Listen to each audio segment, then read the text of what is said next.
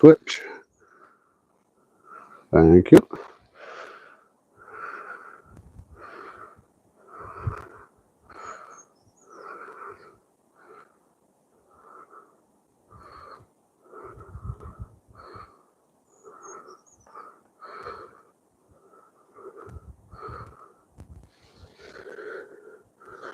Hey, out here at the lake. Another beautiful day. Sun's just coming up. Just enough light to really see. I'm gonna throw a beautiful night crawler. Marshmallow out. Gonna throw a marshmallow on the other line. Sorry, night crawler on the other line. Fishy, how you doing, brother? Heck yeah, my friend. It's that time. It's the morning hour.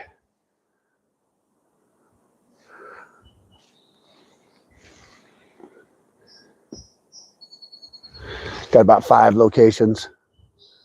I can fish here at the lake. Kind of bouncing around. Yesterday I caught a bunch of them little stalkers. I'm hoping I get something bigger today.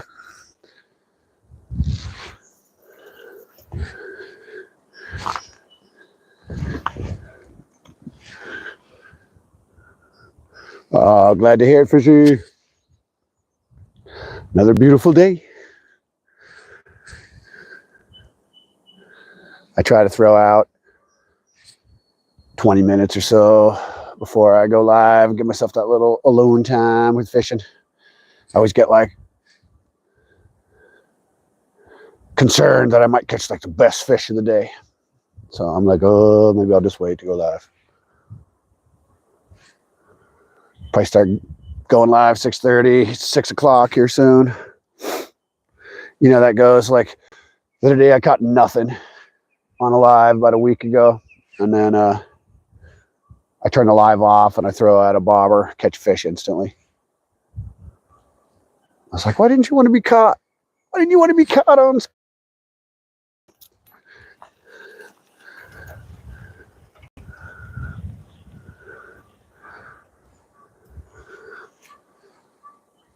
Oh, the cormorants just came around.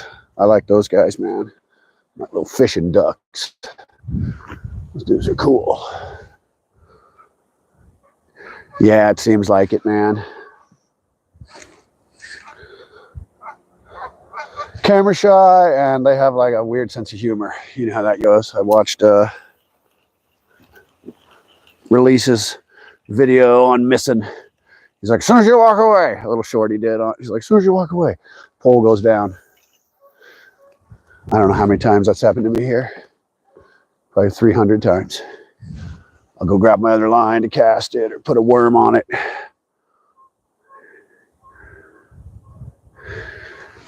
Yeah, I believe in this simulation kind of reality aspect. It comes down to it all. It seems like we're living in some weird like hologram, like a Star Trek holodeck experience where I thought about that before. And it's like, it would make a lot of sense, kind of like a training ground, perfect training ground reality, so where you really can't injure yourself, if you will. While we learn a lot of different concepts about brotherhood, sisterhood, sharing, community building, love, dealing with, you know, negative emotions, you name it. And so in that reality, I've often wondered if like,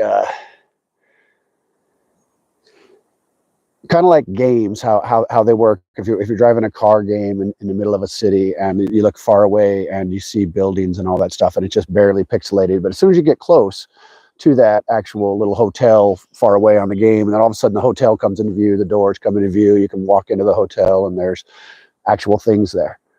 And so it's kind of like how things can just pop up out of nowhere. And so if we live in a weird kind of malleable experience, then I wonder if the fish can do that. And so it happens to so many fishermen. The second they leave, I've often wondered, is there like a cosmic joker?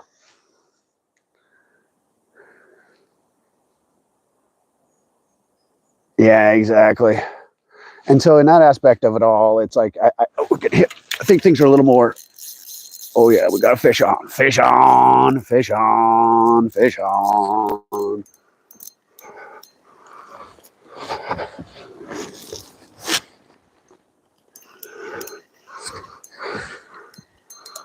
Oh, fish.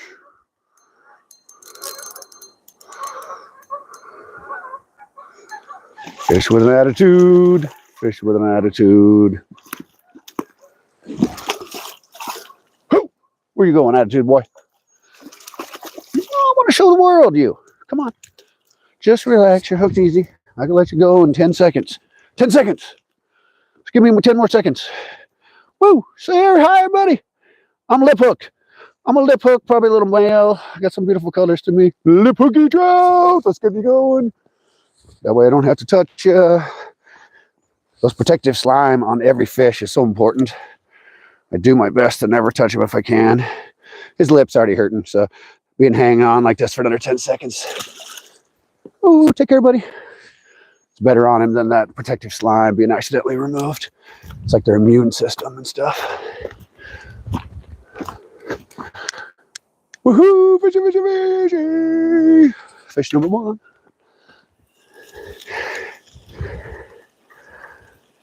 Yeah, I really don't know exactly what's going on. It just seems like there's some kind of cosmic joke that fish like to play or something.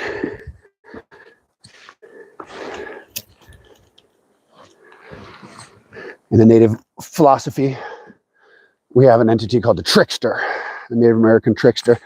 He took a lot of forms. Coyote, took form of the mouse. But teaching of the Trickster was through jokes. Got you to look at yourself. Got you not to take life and yourself too serious. Would often break people out of that rigidity that you can get into in life through humor and through finding beauty and being the butt of the joke of your own life instead of being so uptight and so serious. So sometimes when I see the way these fish behave, it's like, oh, it's just like the old days of the Trickster. I watched that short that Skeeter did. That was hilarious. Or I think Justin put it on.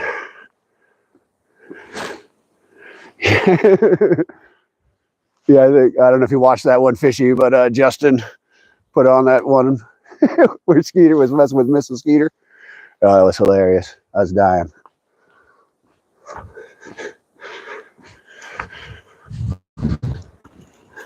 We back.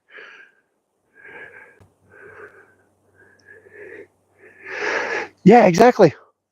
And so, we had the Trickster, and he would often come in and he would teach lessons, and oftentimes he would get hit on that bobber. Oh, missed it. See how it goes? I was reeling this one in. Missed that strike on the bobber. The way the Trickster would go, he would often just teach a lesson at the expense of his own humility.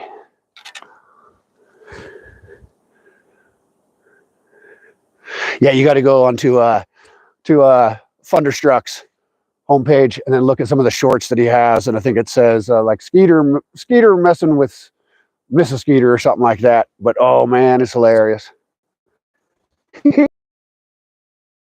Watched him do it. I was like, I got to do that to somebody. You got to be kind of close to the person like Skeeter was, to Mrs. Skeeter.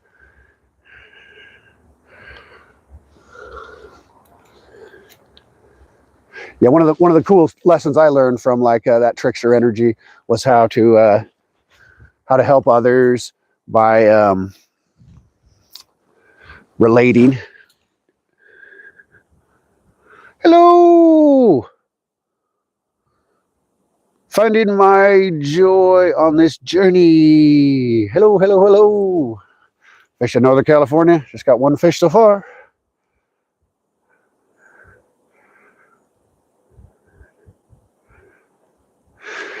Yeah, that's one thing that's been very interesting. This whole politically correct movement and woke agenda, if you will, it really has taken a hit on humor. Some of the that's nice fish.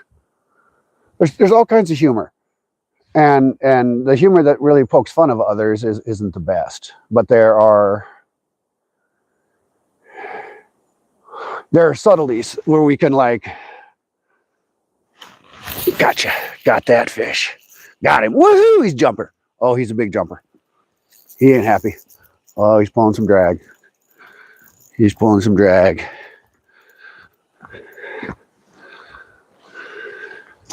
Oh, where are you going, Buck? Pulling drag. Wow, he's a jumper. Got my camera pointed the wrong way. I'd show you guys this jumper, son. Oh, this trout's not happy. I wouldn't be either, though, if I had a hook on my lip.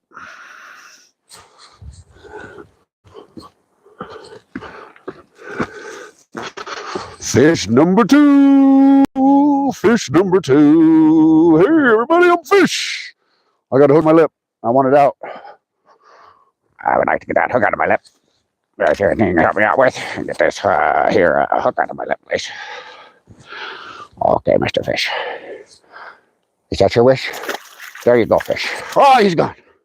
He's gone. He's gone. He's gone. Nothing's going to bring him back. He's gone. Well, that sucks. Woohoo! Fishy! Fishy, fishy, fishy!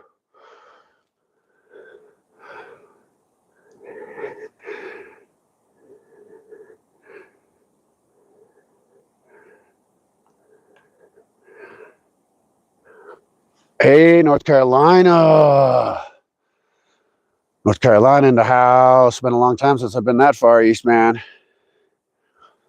We're here in Northern California. Beautiful Northern California.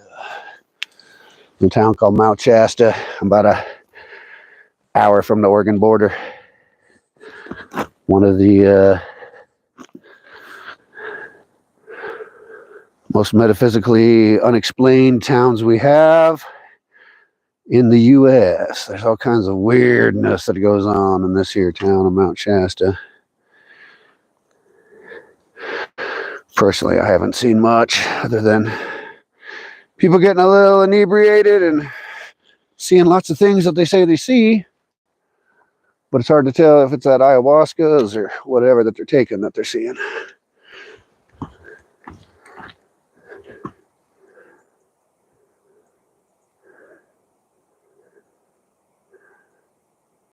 Wow, Fayetteville. That's cool. Uh-oh, we're getting hit on this line.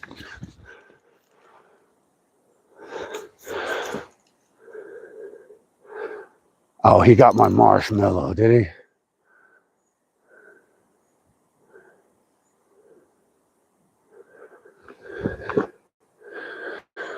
I like the marshmallow with this night crawler, and so if it's my marshmallow up about a foot or however long I put the leader, and when I get a strike like that, and it's not successful, or I don't set the hook, I can tell if they knocked the marshmallow off. If so, that means it's not floating right where I want it to be. Trout like to be about a foot off the bottom. So it's really important to get your presentation right up in their zone.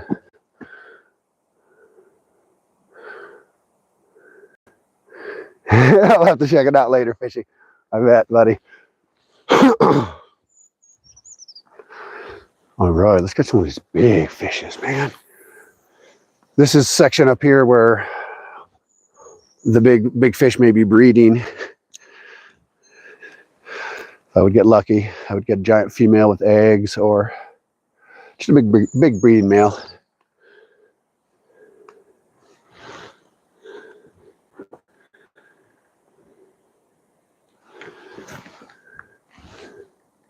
Oh yeah, getting hit already?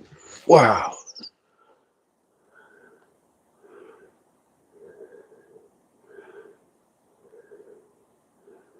Playing with me. That was a perfect example of them playing with me. I had that rod in my hand. I tightened it up. I had nothing. I set that puppy down. Because of that little three trout nibble. My marshmallow. Oh, it's still there. He wasn't serious, man.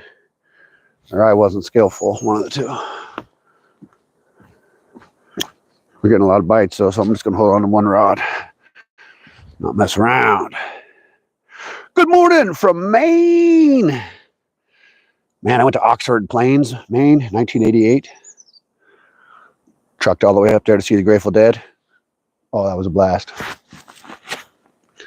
Oxford Plains, man, it was so fun.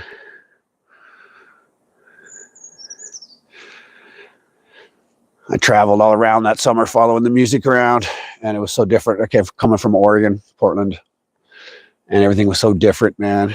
Being in Pennsylvania, being in New York and Ohio and all these cool places. Sweet. When I finally got to Maine, it felt like home, man. I finally saw all these beautiful trees, and I was like, oh, this is finally a place that reminds me of Oregon. I don't know, it was hard to describe it. I felt like I could breathe. Something when you're born and raised in a conifer kind of forest, and you're just used to it, and you're used to this certain greenery. The Midwest, oaks and all that stuff, they're all beautiful, but it just doesn't have that home feeling. I like traveling, you know, you go out and you'll have fun for a month or two, you're living out of a van or whatever, and then you're tired of life being in a cooler and not consistent oven cooking and showers and all that stuff. So you start missing home. And then when you find a place that reminds you of home, it's just like, oh, it makes you more homesick. Maine was so beautiful.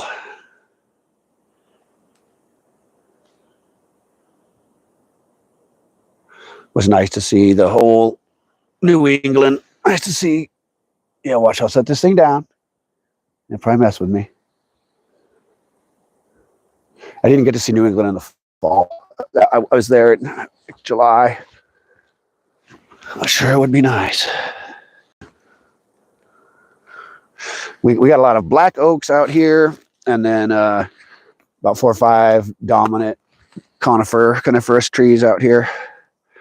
Oh, a lot of the native forest that's not coniferous, black oak.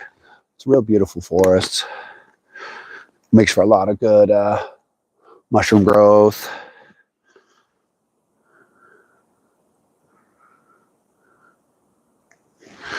Get this bobber rod back out. See what else we can catch.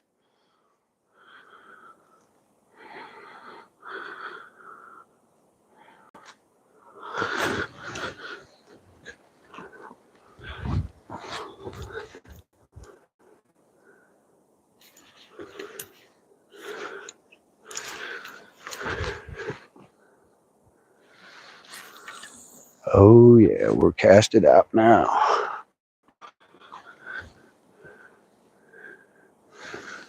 Sawmill.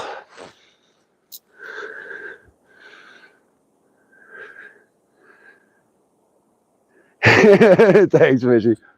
Man, I've lived about 10 different lives already, bro. It's crazy.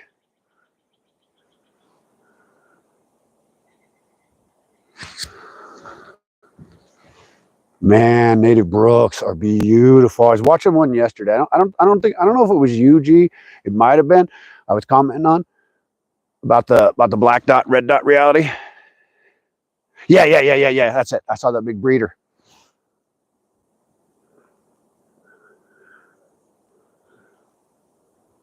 Yeah, that beautiful brook. The I was thinking about the browns. That's what I was also thinking about. We have the German brown out here, and I was looking at somebody else's just pictures. They didn't have a video, and they had some beautiful browns that they caught, and I was noticing the difference. But you had that really cool brookie. Man.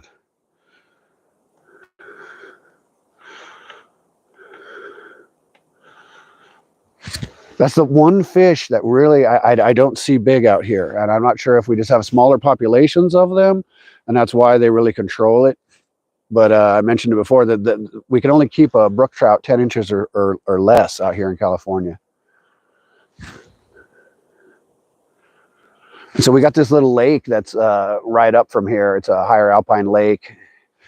It's about 2 miles straight up from here. I might be getting a nibble on this bobber.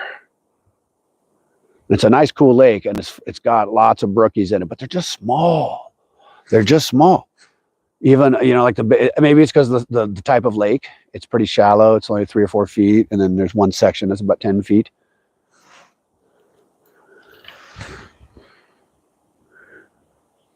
Oh, I will do that. Bruce! Hey.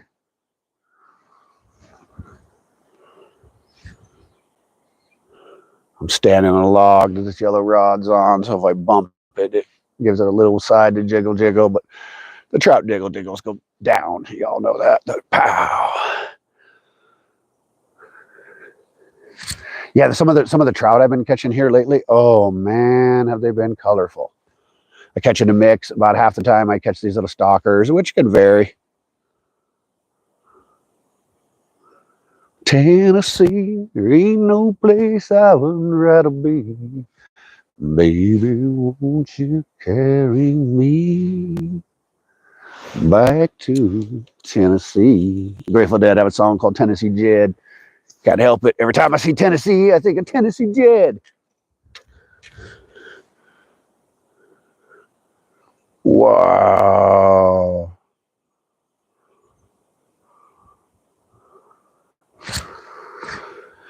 That is really cool, man. I like the inlet streams myself.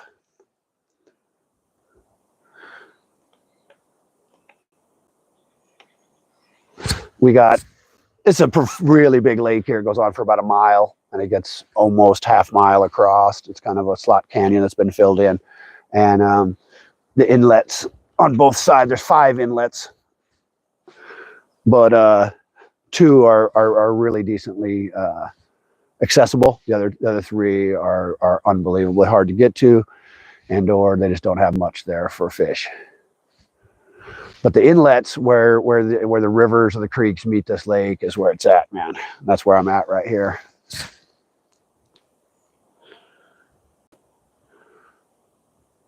Oh man, that'll be so cool, Bruce. Oh yeah, Bruce. I've learned from a few other people. Just give it a moment and double check, make sure you're posting nice stuff.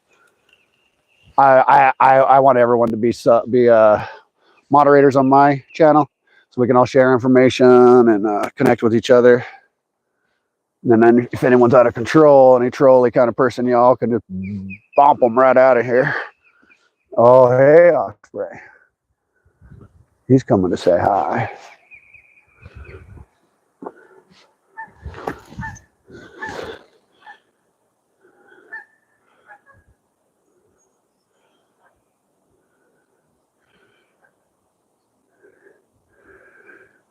Yeah, absolutely, man. Fishy.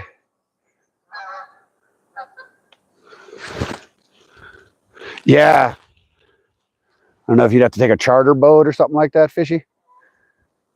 Rent one for a couple of days, if it's like way out in the lake, and there might be like certain trolling depth and everything like that.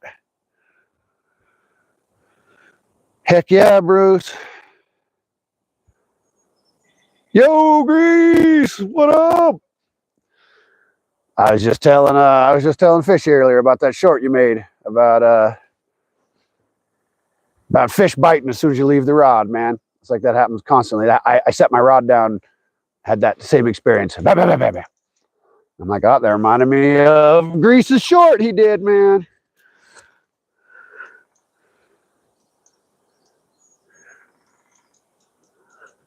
Hey, Saving Grace.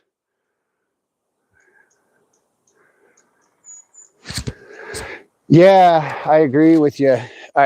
Fishy, it seems like you kind of have to choose. Are you a live fishing channel, or are you a long form? And the long forms, they seem like the ones that do the best have a little bit of educational experience in them. Yeah, no problem, G. That's the problem with me, is like 80% of my really favorite. Dang right, Grease.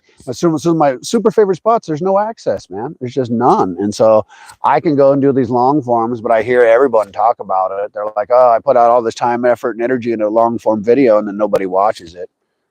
And I watch Bob, Anyfin is Possible, put out these massive long forms, and he's like, oh, it took me 20 hours of editing. And then you're like, is it worth it? But then I go to like this place, these guys called Addicted Fishing. And I've learned a ton from Addicted Fishing. But that's it. I go there for educational experience. I don't go there for entertainment experience. When I'm like, oh, okay, I need to perfect a certain technique for steelhead fishing. because I'm going to a river where it requires something that's a little out of my wheelhouse. I've sat and watched their videos at length. Yeah, I say just do whatever makes you happy, and then people will gravitate towards that because you can feel it, you can see it, and all that good stuff. The addicted fishing guys I'm talking about, they got, you know, almost 200,000 subs, but they make these really high quality videos. They have cameraman doing oh, Bruce, the steelhead is a type of rainbow trout that there's a strange word for it, but I forget what it is right now, but they live in the ocean and saltwater, freshwater. So they're born in the freshwater rivers, and they travel out to an ocean for about 4 years, and they get massively huge, and then they come back to that river to breed. Salmon do the same thing.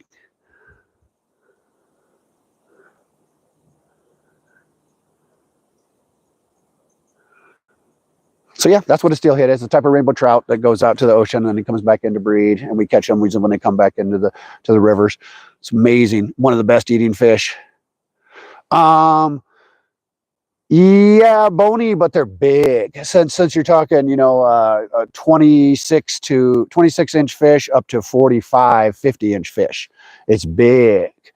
You know, anywhere from 7 pounds to 30-pound fish. So the bones are huge. They are plentiful like regular trout, but since they're so big, they're really easy to deal with.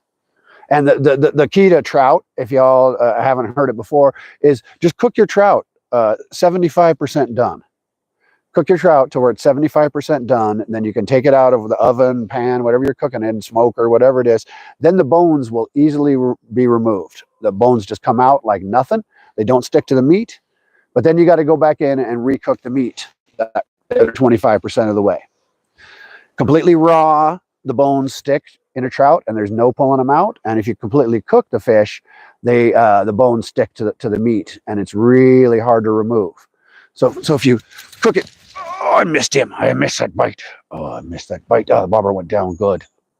I'd really opened my drag, so the I got you this time, buddy. Oh, I missed him. Had him. Bobber went down. I saw him.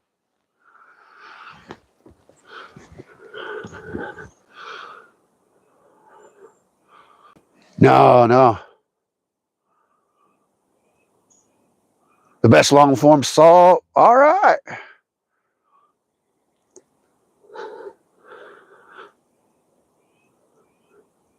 Yeah. So that's what I do whenever I cook trout. Cook it 75% of the way done. Then you can rip that backbone out, and all the little pin bones come right out with it. Everything just whips right out of that fish. And then you just take it. I'll take the fillet, and at that time, if I'm going to smoke them, then I put them in my marinade. I put them back in for like a few hours, or maybe an overnight marinade. Or if I'm eating the fish, after I remove all those bones and the skin and everything like that, it's nothing but just beautiful meat. I take that meat and we heat a pan up, toss a little butter in there, toss some of that meat in there, drizzle a little maple syrup over it after it's been fully cooked in the butter. You toss some grilled onions on top of them, and you got yourself one heck of a good meal.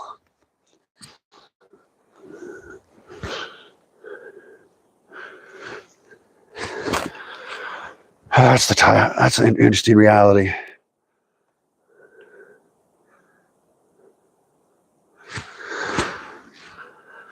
I was saying I'm in the part of this lake that just starts the lake.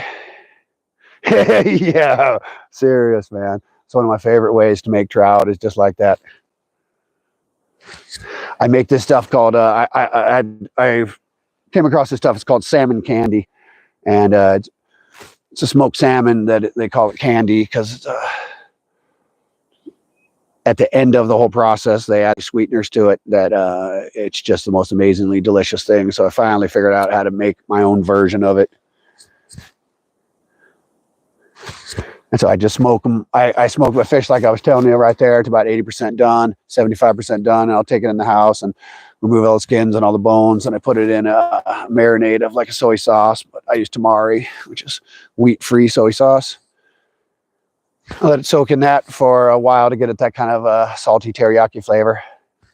And then I finish the smoke. And right when it's about maybe a half hour, 45 minutes done, needing more smoke, I take it all out and I dip it in honey and maple syrup. And so I just have this bowl and I just coat it, man. Pure. And then it's just dripping in, you know, like honey maple syrup. So then you take it. I have these Teflon little square guys that go over my grill. So like this little mat. Yeah, serious, Bruce. So then you put it back in I put it back in the smoker for about 45 minutes or so, and it lets the all that tackiness from the honey maple syrup disappear, and so then you're left with this glaze that's just the most amazing glaze. And you know, if it's done with salmon and you make little strips of it, they call it salmon candy.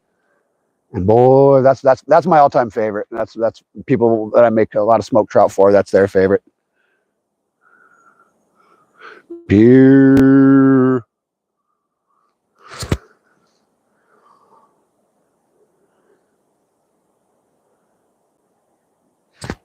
I'm gonna have to recast this straight line out. I'll leave that bobber there while I do it.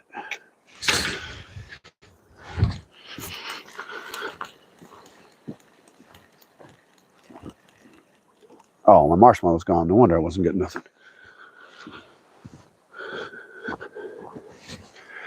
Somebody probably came and pecked off the marshmallow while I wasn't looking.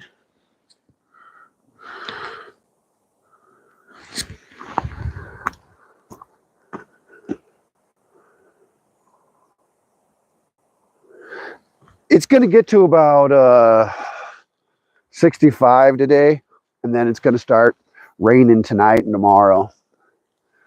We had almost 70 yesterday. We've only had, I think, 3 days now so far where it's gotten like that, where it's gotten into the 70s. The daffodils just started blooming the other day.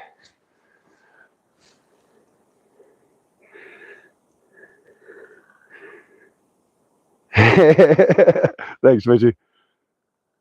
Wow. 80 would be nice. We haven't hit that yet. We tend to be, this is a mountain town, mountain community. We're at 3,500 feet elevation, but hi,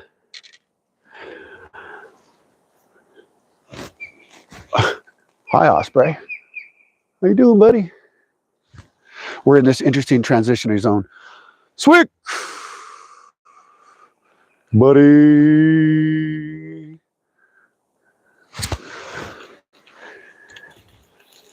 So since we're in this interesting transitional zone where I'm literally at the base of a mountain, an active volcano that burps out a little bit of steam and stuff every so. What did I do that for? That didn't work. What was that? So some people kind of trip out. They're like, "How can you live at the base of an active volcano?" It's like, "Oh, it ain't no problem, man." It's overdue for blowing too, which is interesting. I lived up in Portland when Mount St. Helens blew. That was a fun one. I was in like second grade watching that thing go off. I've lived around volcanoes most of my whole life. We have in Portland, we have one called Mount Hood. It's like 45 minutes away. This mountain we're living in here now, it hasn't blown for like 600,000 years. But about 2 years ago, I was like driving down the freeway heading south, and I was looking up at the mountain, and I was like, yeah, I saw St. Helens blow. That was really cool. I looked at our mountain, Mount Shasta, and I looked up there. I was like, wow, there must be a forest fire like way up on the mountain. It was like 90% high into the rock zone, which was what was really confusing me at that time. But I was watching what looked like smoke just come up there at the top of the mountain. And later on that year, that's where I heard they said that it had belched out a bunch of steam. And so that's what I was watching. Yeah, St. Helens was really cool to watch it go, man. I was in Portland, so it was just right there. Yeah, it was one of the coolest things to watch, man. It was like the nuclear bomb kind of things. I was watching a mushroom cloud go up. We were in school, and our teacher, stopped, and there was like 30 of us kids all pressed against the windows looking out. It was like, really? Oh, I missed that fish. Equipment failure on myself. Man, what did I do? Oh, that's not good. What did I do? There it is.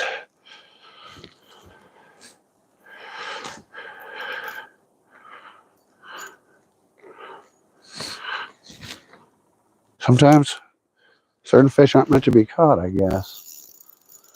That's the way I look at it. I got equipment failure on that. Saved that fish's life.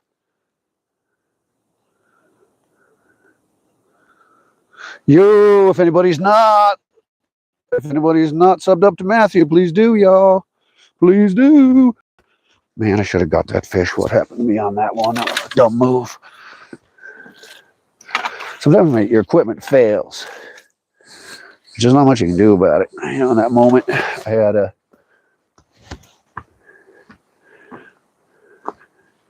Oh. I always try to stay positive about it no matter what.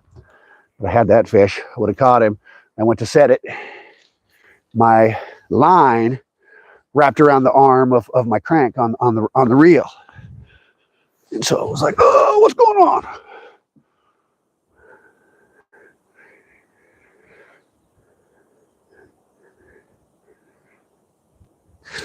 Heck yeah, Matthew's super close. Let's get him there. Help him out, everybody. Yeah, I'm using worms. Night crawlers. Night crawler with marshmallow on the yellow line, just straight night crawler. I got a bobber that floats. Since I got the creek that comes in from right this way, and you can watch the little foam that's moving down. So it's a nice little gentle pace. I throw my bobber out there, and I just gently float a worm on by. Problem 80% of the time is finding the right depth, figuring out where they are, and then once I start getting the bites, then I know. Like right now, I probably got almost 6 feet, 7 feet below the bobber. Makes it challenging to cast it out there. You know, that kind of fulcrum action tends to rip that worm when I do. Typically, they say that you can't have your line dangling from your rod any longer than the length of your rod. So if you got a 6-foot rod, you can only dangle down about 6 foot of line and cast it out. Any more, then you just don't have the right fulcrum action, and you can't really cast right.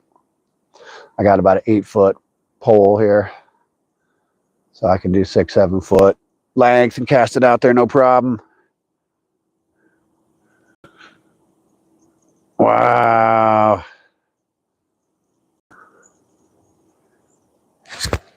Yeah, it really is, man. Now, when we go for the steelhead, sometimes we set up this plunking gear. It's bad, man. You know, it's real bad. We have this mass amount of gear hanging. We're allowed, up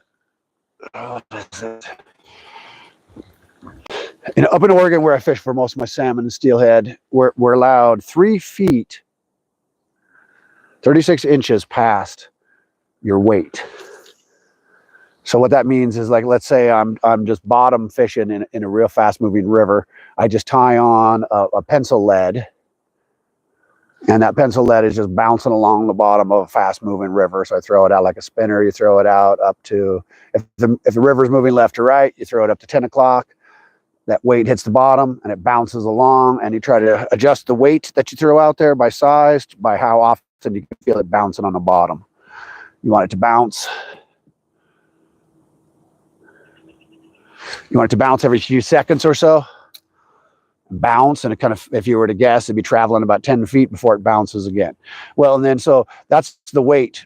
And then you got 36 inches above that is a bead or some salmon roe or whatever else that you got bouncing down this river. So that he ends up making about a 6 foot long, 7 foot long thing that you got to cast with this real heavy weight. And so the plunking version of that is ridiculous. Yeah, the rivers and stuff like that I notice are out there off the Great Lakes and everything like that. It looks like they're only a couple feet deep. A lot of times we got yeah, no problem, Bruce. We got these rivers that get 20 some feet deep, and then so they'll bounce between the shallow parts that are 6 feet deep, and then all of a sudden it drops off 10, 12 feet. So those are the holes that some of these fish love to hang out in. Salmon like to find little holes, and they'll hold up in a section of the river. Salmon are really well known for entering the lower part of a river, and they're waiting for the rain, a certain amount of rain to come, and it raises the water up enough that they can travel way up river because it's just too shallow. You got these big giant fish, and we tend to get these drought conditions in the West in the summer. We got like these rainy seasons and then kind of drought seasons. So the salmon will go into a hole. They'll find a real nice pocket somewhere in the river, and it'll be, oh, we got the river otters coming. 2 river otters coming. That's cool. Oh, drop down he went. And so that's what you're after the salmon, is you want to find that hole a lot of times. And if you get to know a river spot, then you know that that's a salmon holdover hole. We got one up here by this hatchery, Lost Coast hatchery, and it's got this nice salmon fishing hole for king chinooks. And it's about a half mile from the hatchery, which is the end of the road. Fish can't go any further into the river line. And so you'll go up there, and it's a big looking hole. It's across the river, so it's real hard to get to from the access you can park your car at. And I'd say it's a 60, 70 feet across. And you're looking at this hole that's probably, 20 feet deep. And it's about 60, 70 feet in length and about 15, 20 feet across. That's the amount of this kind of side section of this river right past this big giant rock face. And the salmon hold up there like crazy. And you can just sit there and watch these guys boil up, and you're looking at a 4-foot fish. Looks like a watermelon. Thickness just pops up. And so they won't eat anything. So you can never get them to bite. And what people end up doing is basically snagging, which is weird.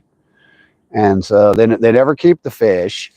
So you put this big heavy weight on from 1 to 3 ounces, and you put a massive hook with a bead on there, a big 2-aught or 3-aught hook. And you put a bead at the end of the hook. Might be getting a nibble. Then you just throw it out there, and you throw it out there, and you throw it out there, and you throw it out there, right into the group where all those fish are. Yeah, you too, Bruce. Glad to have you here, mate. Got to check out Fishy Things when he goes live. He goes live on Mondays through Thursday. It's an amazing time on his live, man. Check him out, sub him up, and make sure you put the bell on so you can go check out his lives. You will be entertained. You will meet a lot of amazing people. You never know what to expect on Fishy Things Live.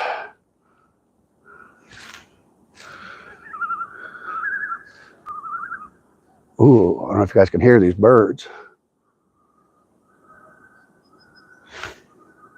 That guy's an interesting one. I don't know if I know his call. That was an interesting call there. So I love to fish for those big fish up there, but it's so weird in that salmon hole I'm telling you guys about. It's on the Rogue River, and got a bunch of these old time locals that have all retired, and they just they're just looking for something to do, so they show up there every morning. And there's anywhere from 5 to like 20 other fishermen, and so we all make a big giant line of casting. And it's a big, the person on the far left, because that's the way the river's going, is left to right. Person on the far left, is the last person to cast. Person on the far right starts. They cast upriver, and then the next person, the next person, the next person, the next person. So you're sitting there waiting. You reel your thing in, and when you got 10, 20 other people fishing the same stretch, man, you got to reel in sometimes in a particular speed to avoid snagging their line. So to be all honest with you, it's a stressful environment. I've caught some really amazing salmon there, but it's the opposite of something like this, where you just kind of have the place to yourself and you choose your. Ooh, that'd be cool. Shark, huh? Heck yeah. I think I could probably get reception up there, so I'll take a trip up there soon to see if I can do it live, and then I can show you guys what I'm talking about for these salmon. I think the coho may be there now, and I think the kings may be gone. We call the coho fire trucks, because the whole side of a coho salmon will be the reddest thing you've ever seen. I mean, sockeye salmon get pretty colorful, but a coho, oh my goodness. The whole side of it looks like it's bright red, like a fire truck. Big, like 6-inch long band of color on these coho.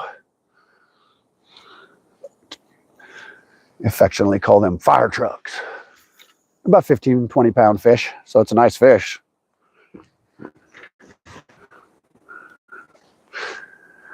Only seen about, no. I don't think there's any kind of walleye. There may be in some of these rivers, but I don't think so. It reminds me more of a you call it Midwest. I don't know why. Guys not very westy, but you start getting into the Midwest, definitely around the Great Lakes. I know in Wisconsin and Minnesota, they get the walleye, musky. I was watching another guy's channel, South Wisconsin Family Fishing, and he caught his personal best walleye. And I was like, oh, okay.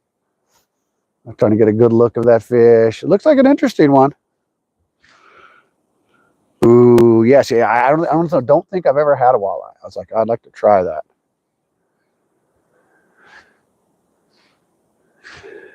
We got interesting chars here, like the Atlantic, I think Arctic char, and a few of these other chars that are out here.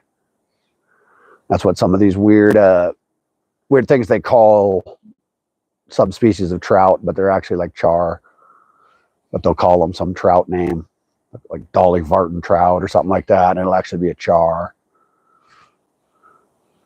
Just chilling. Hello. Hey, fishing here in Northern California. Caught a few so far. Trying to catch the big ones if we get lucky.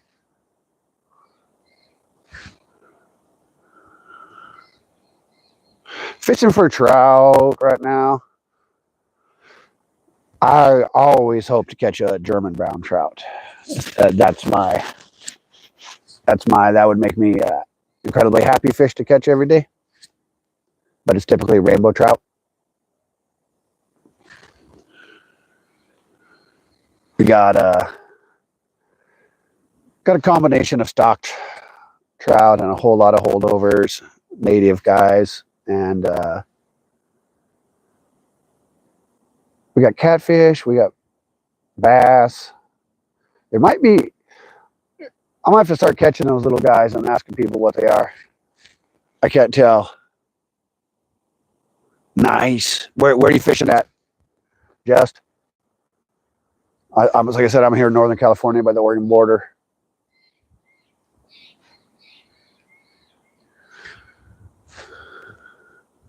Oh, cool.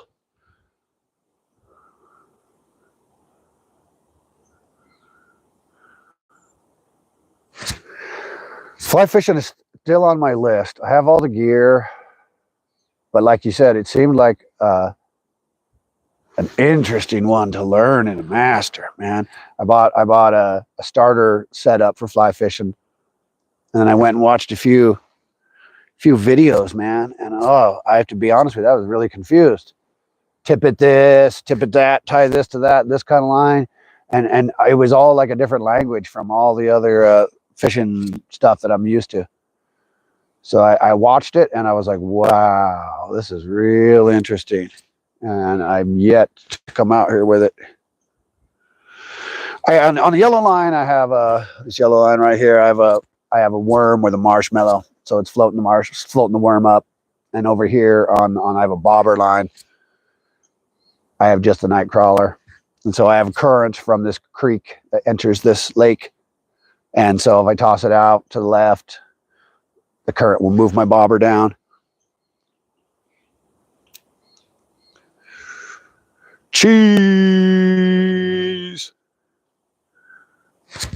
I know bass get territorial versus a lot of the other fish that we deal with. Like I catch a lot of trout and steelhead and salmon, and it depends on them. The trout are often hungry, so they will eat a lot of different bait that we put out for them. My understanding about bass is that they're territorial fish, and so sometimes you just got to have the right presentation in front of them, and they don't like anything being in their space, and so they'll get mad at that thing. So I had when I lived in a place where there was bass all the time, I just used these little plastic worms, and I would just jiggle that thing right in front of them, little 6-inch little blue plastic worm, and man, it just pissed those bass off. So that's what was fun. Like trout, they eat when they're hungry, and so trout have like, yep, same here, Bruce. The bass kind of like that here.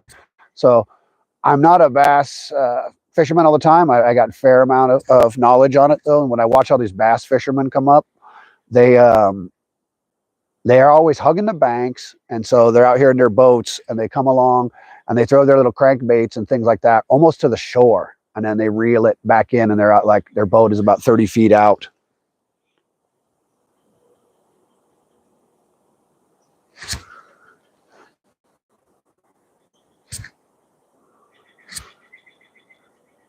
Yeah, we were just talking about it yesterday.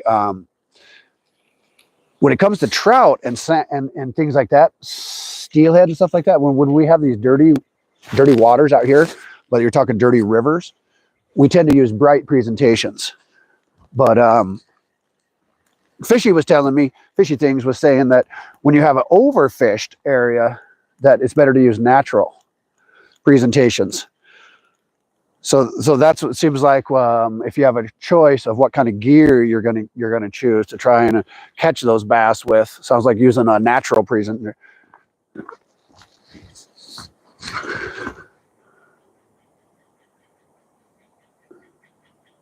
Yeah, I was trying to read up on comments.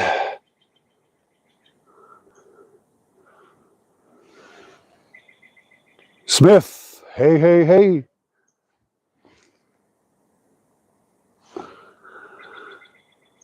Yeah, exactly, Matthew. Isn't that just hilarious how we have this opposite philosophy? For trout, you can't go wrong when it comes to night crawlers.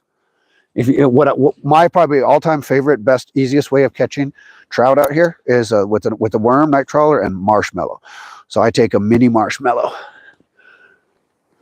and then a night crawler like this. This is my all-time favorite, best way of catching. I think I've got 2 fish so far on that. A little slip weight. There's a bullet weight. That's just there.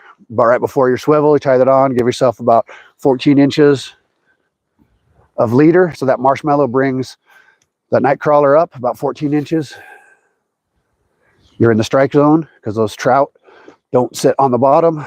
They hover. They sit there and flutter back and forth about a foot off the very bottom.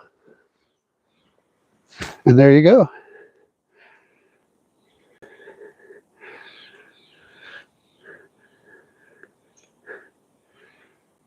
Yeah. One of the things that I've noticed about fishing here for long enough is you start to pattern the fish, and that's what about half of your learning time is. You got to figure out what the fish want and when they want to bite it. When it comes to trout, they have particular feeding times. They really love to eat early morning. They really love to eat when it's just about dark, when you can't see anymore. Sometimes midday is very challenging for a trout. because they fish by their hunger.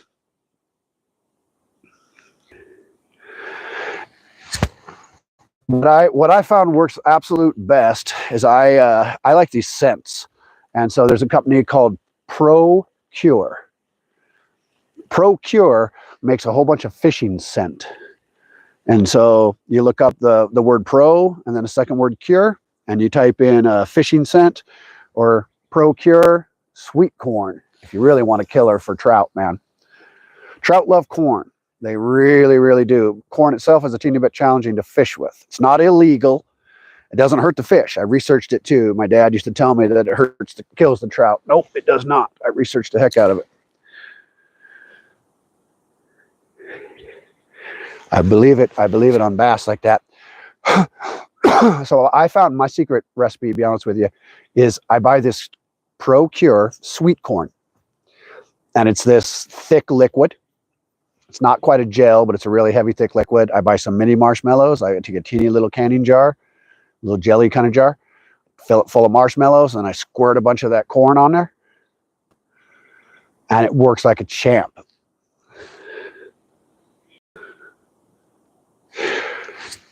Salmons would be the biggest. They're, you know, probably like about a 44-inch fish in length and about 20 pounds. I've caught about 4 or 5 salmon that size.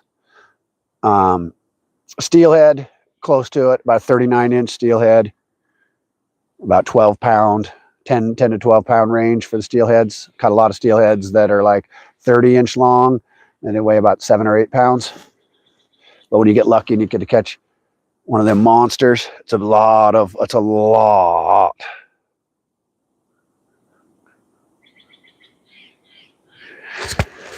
Yeah, exactly. I haven't seen that corn jelly. I have some of these ones that are like a chapstick.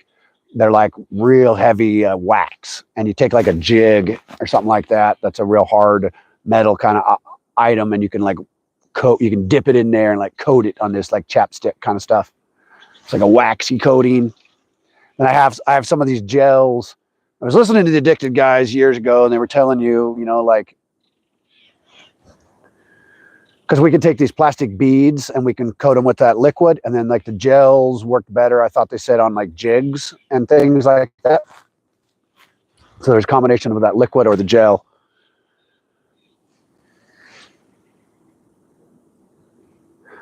I've caught probably about a dozen bass here on accident, and I just caught one the other day, and I just threw it right in the same spot we're in here. Fishing the same way I'm fishing here, with a float with a big worm. And so that's what I was trying to mention when you asked me about that big worm, is I've patterned the place here enough, and I found that the big fish here, they won't attack a small worm. They're so big in life that you know, they're a 28, 30-inch kind of fish. We get fish up here that are 40-some inch long in this lake. Big 20, 25 pound trout. But those guys aren't messing around. They're not eating no tiny little 1-inch worm. So out of all the years of fishing here, I found that if I dangle just a little 1-inch worm where my hook is right there at the end of that worm, and I can just nab that fish if you touched it. They won't bite that thing. They just leave it alone, man. They leave it alone for a week. They won't touch that thing. Take a full worm, and I put about 3 inches before the hook, and then I run the hook through it, and I have 2 or 3 inches dangling beneath the hook. Oh, but they go crazy for that. I caught a 26-inch German brown about 4 weeks ago doing that. All the biggest fish I catch are like that. So that's what I mean by patterning, is eventually you'll understand them, that, hey, they don't bite on this. Yo, chaos! 7, man. Woo!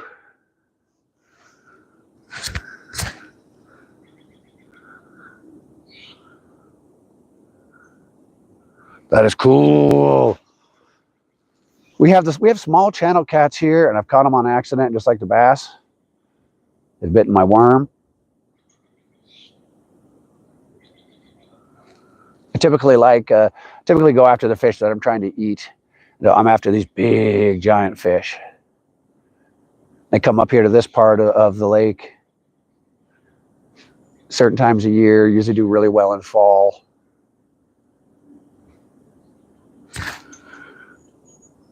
I need to get a small little boat. Oh, isn't it just beautiful out, man? It's gonna be a nice morning, then we're gonna get some rain.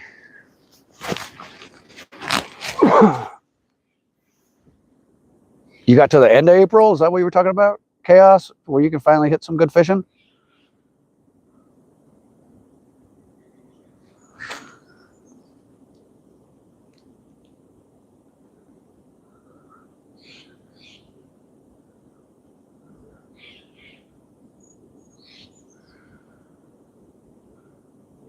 Fishing Pro, hello. You know, the de-hooking is probably the worst aspect sometimes. If I'm after these big fish and I accidentally get a little guys. When I use a bobber, I get lucky, it seems like, and majority of the times I get lip hook, which is so nice. But when I have a night crawler and a marshmallow on the bottom, almost every time they tend to swallow that puppy. And it's so hard, man, because they just guttural hook that puppy.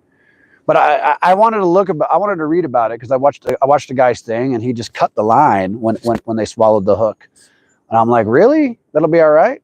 So I went and researched it and you know, sure enough, everything that I read said it is actually fine. And they did these studies and they tested all these fish, and all the fish that they cut the line and left the hook in their mouth, they all survived. Not a single one of them died. They said that depends on the metal, that if certain types of metal, the hook will dissolve within a few weeks. And at best, it'll take, good morning, monkey man. It'll take a couple months and then it'll work itself out. And I thought about that. I mean, I've seen people who have a lot of like tongue rings and lip rings and things like that. And for humans, it doesn't really get in the way of you eating your food. You got some big lip ring. You got some, your tongue has this massive stud thing in there, and people seem to still be able to eat their food. So I guess a fish could. So I started doing that. I tried some of these little hook remover things, and none of them worked, man. It was just a joke.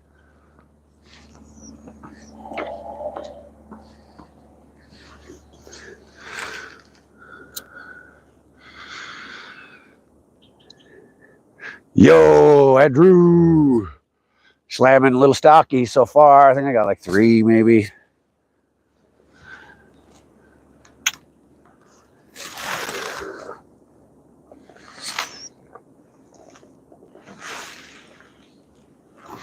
My next step is to get a little, I always remember whenever you guys, if you're subbing anybody, take a moment and just watch one of their shorts and leave a comment. If you don't watch a short or at least 30% of a long form video and leave a comment, then the sub you give somebody will be taken away by YouTube. It's assumed that it's a bot, that it's just bots going around randomly subbing people. And because a bot would just pop up to a site and sub somebody without watching content, leaving comments, or doing anything like that. So when that happens, they tend to bump it.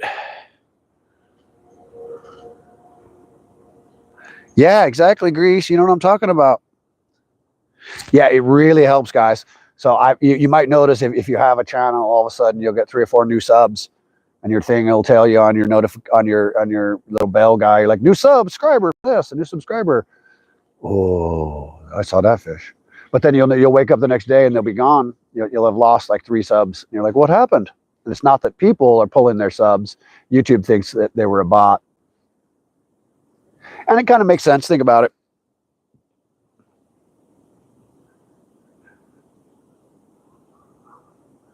Wow, Bobby Lee. That's really cool. I struggle with morality at times, because I tend to like I say, I fish for food majority of the time. And there's times where I accidentally hurt fish. We have a lot of bird of prey. I have the eagle and the osprey out here like you wouldn't believe. And so what happens about half the time, if I throw a fish back and he passes and he floats up, is the eagle will just swoop down out of the trees and just grab him right from the top of the water. Ospreys, especially the young ospreys, So, I mean, I don't feel as bad because, you know, somebody's eating the thing right away. They're real happy for him. But that's not my intention, is to go out and like kill a fish to feed a eagle. It's not like I'm going to the local pond to feed the ducks or something.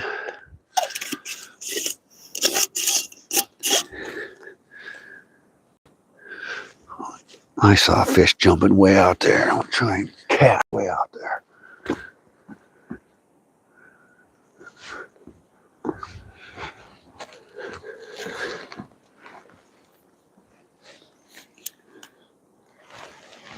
Come on, fish. Yeah, that made it about halfway. Well, 60% across the lake there.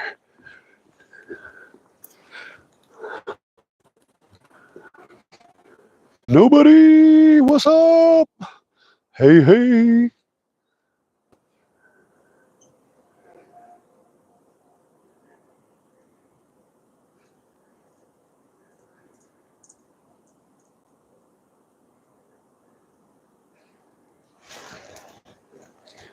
Yeah, it's the patterning that seems to be where the skill is for most anglers. You got to figure out what the fish really like. All right.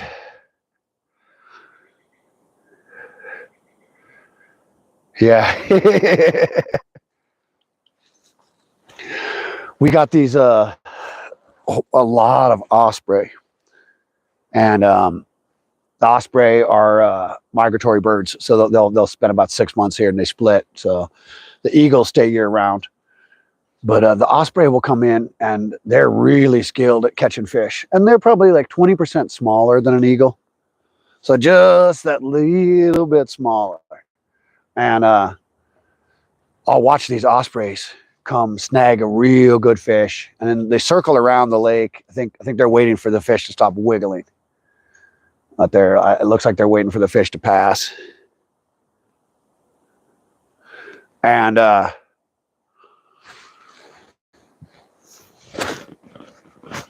that's, I'd say about 3 different times I've seen these eagles come out because they see that osprey circling around with them, and they'll come bully him, steal his food. And the eagle's such a majestic bird, but I'm like, are you serious? That's how you feed yourself half the time, is you come steal it from this osprey. This osprey is like a skilled hunter. He goes and snags that fish right out of the water, and then he's like, oh, I'm bigger, man. And so, oh, that line was moving. No, just the current. It's funny to watch the eagle when they do that.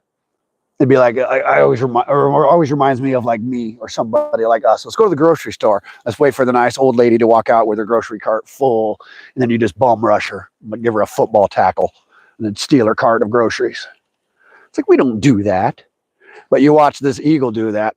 He's just so excited, man. That osprey's got a big catch, and he's like, thanks, buddy. He bullies the osprey, comes steals it. But nature kind of has a different set of rules than we live by.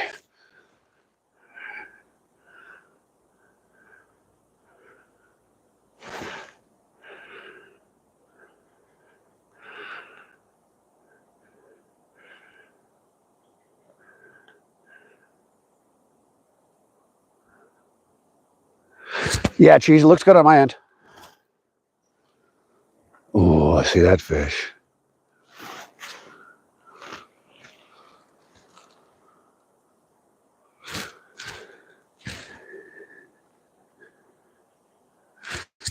We got this type of hawk here called oh, there's another fish.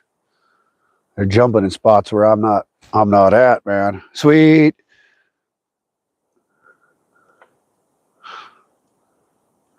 Maybe being blue will help you out, cheese. And we got this guy called a sharp-shinned hawk. And I'm not sure if you guys are familiar with him, but he's a small little forest-dwelling hawk. That's he's like smaller than a chicken. And he's this little guy, a little bit bigger than a football. And he's about that size, though, about as round as a good football. Sharp-shinned hawk. And he's not the kind of hawk that circles around up in the sky. He's the type that darts through a forest. And he is after birds. Predominantly, this little guy eats birds. So at my house, I have bird feeders and I have a bunch of things around, so it attracts tons of songbirds.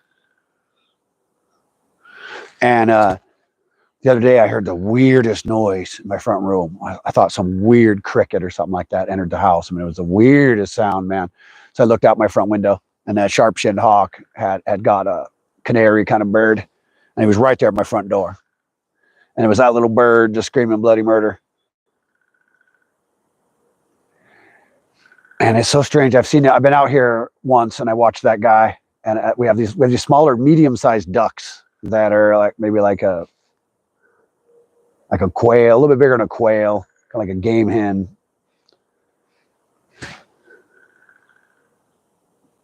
Ooh, heck yes. And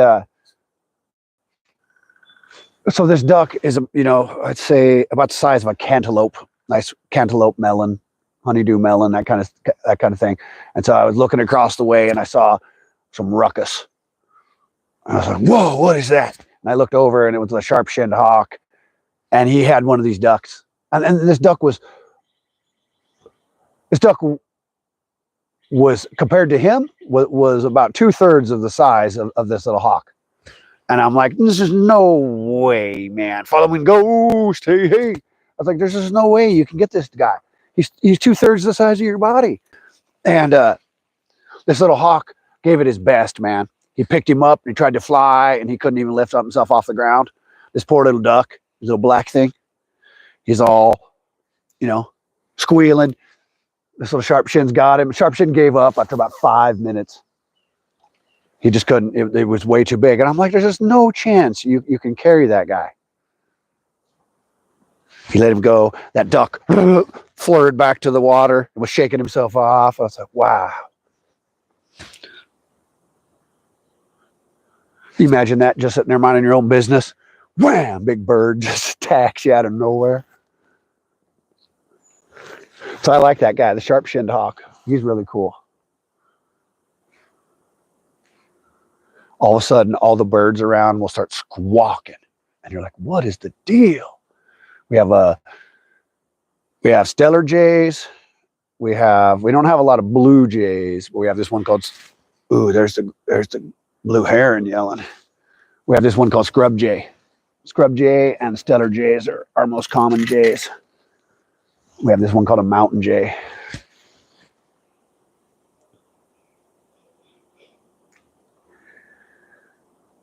Where you at, Ghost?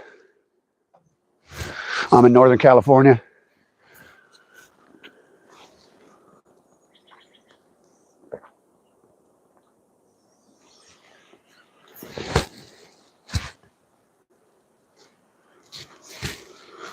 Tennessee. Oh, you're right. Yeah.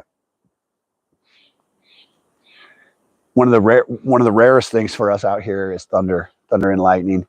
Sometimes it'll go every like 3 years until we get a good storm. That's probably the one thing that I miss the most.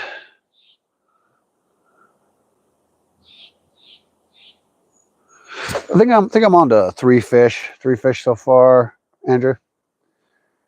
3 fish. It's hard to get these big ones, man. I'm gonna put this bobber away.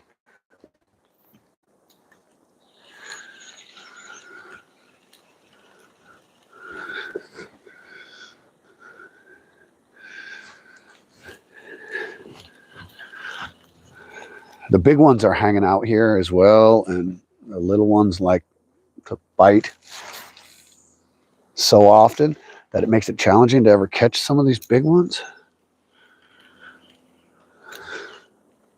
I kind of have to just outweigh the little ones.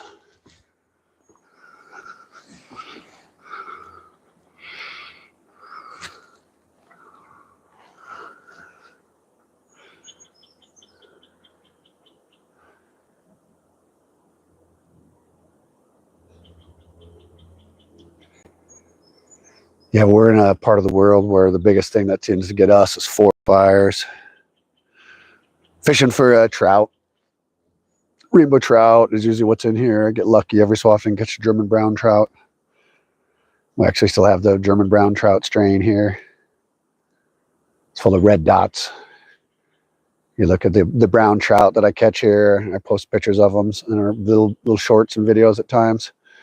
And they're just almost exclusively red dots. There'll be like 2 or 3 little black dots on the German brown trout we have here. But then most of the other European browns are black dots. And they tend to get a little bit more yellow too. That yellow underbelly, golden yellow underbelly.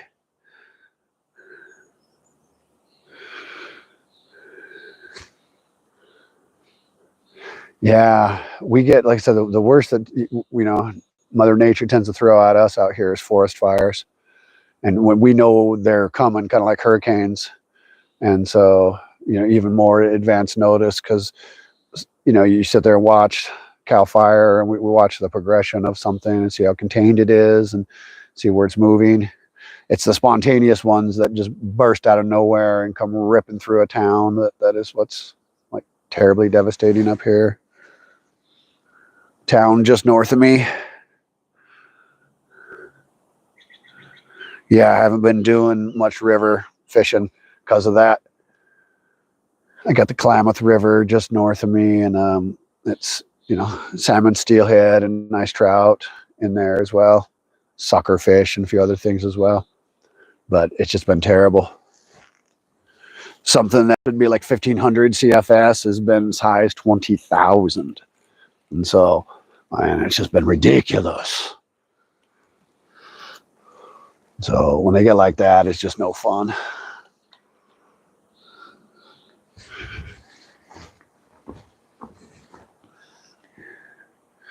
Or hey, doing our best to catch some fish, watching them move around.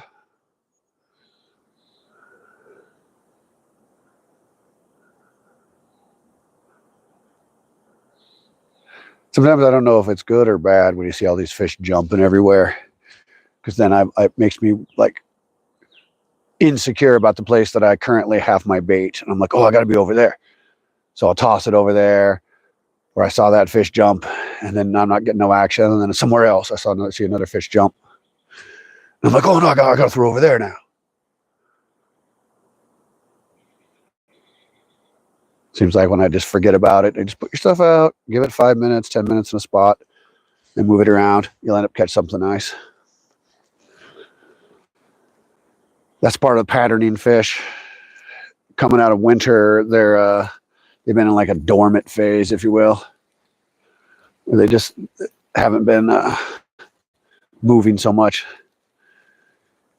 Kind of lethargic energy type of fish. So then it's up to us to move your bait around.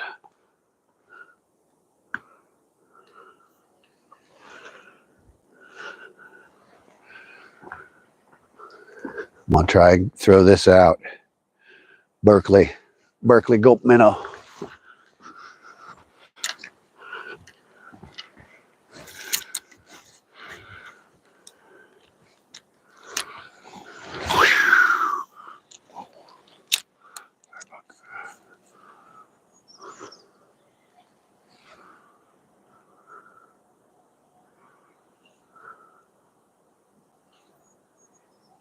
Done pretty well with these gulp minnows. They mimic a little minnow. This one's a little 3-inch baby rainbow trout.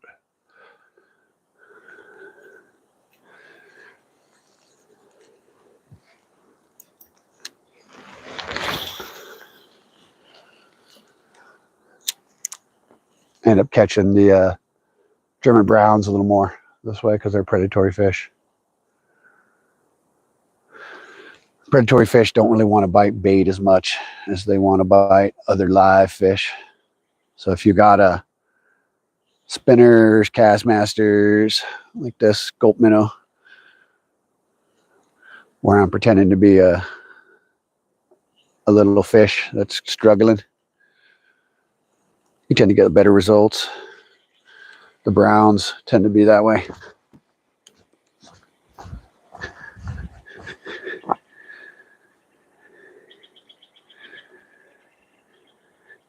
Yeah, I've done pretty well on trout magnets. They got that little teeny head on them. So the jig head they have on there is like I think 1/64th. It's just a teeny little guy. So like the grubs that are designed for that are kind of small, a little like a less than an inch long kind of grub. And so I notice I'll catch a bunch of them smaller trout. And like I was saying about patterning is that I've noticed the big trout here are not interested in little things. They'll let it go by. This area I'm at ebbs and flows a lot because we have different rainy seasons, and so then there'll be certain times of the year where there's a lot of water and the lake. Yo, Frenchie! Hey, hey! The lake will rise up like crazy, and then there's years where or certain months where we're in the rainy season and this gets up real high, and then in the summer season we have about 6 months of massive rain, snow, and everything here, and then we go through about 6 months of drought. And it kicks off. It starts sometime in May is when the drought starts, and then the rains come back in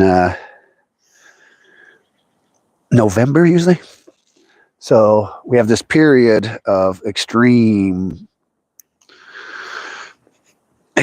basically where we have massive rain for a bunch of time, and then you have nothing. Uh-oh, am I getting hit?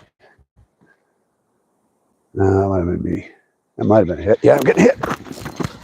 Well, I thought I was getting hit.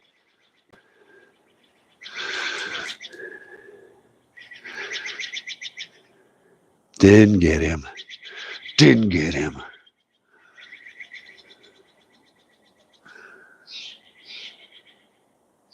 Crappie magnets. Got to look into those. Yeah, he got my marshmallow. Darn it.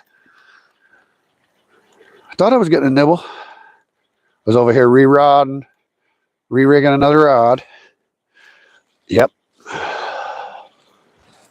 That big juicy worm with the marshmallow on there, gone, eaten. All that's left is this.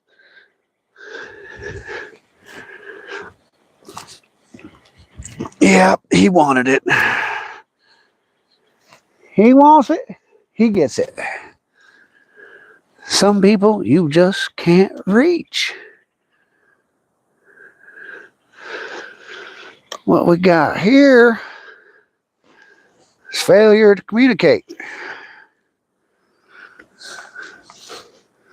Some fish you just can't reach.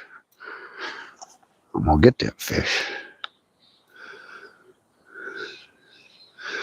Yeah, that one was my fault. It was like at the corner of my eye. I'm like, I think I'm getting hit.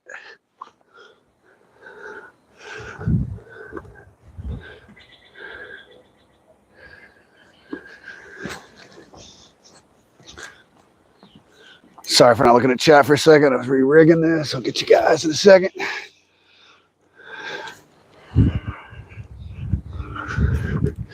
Fishing for YouTube's a little bit different than normal fishing. Takes you out of your comfort zone sometimes because you have to be entertaining with chat. You can't just. I've gone to these places where no one talks to chat, and that's just okay. It's not as fun, in my opinion. So there's this unique balancing act we do between trying to fish, trying to keep chat happy. Come on now, let's get a big one. One of those giants.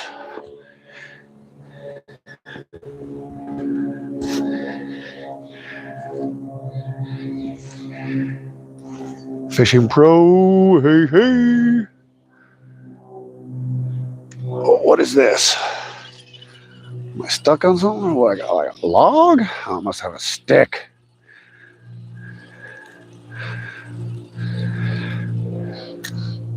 Oh.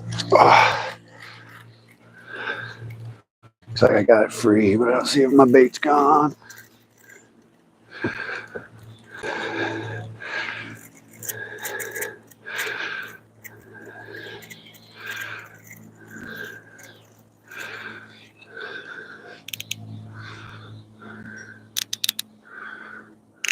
That must have been a stick.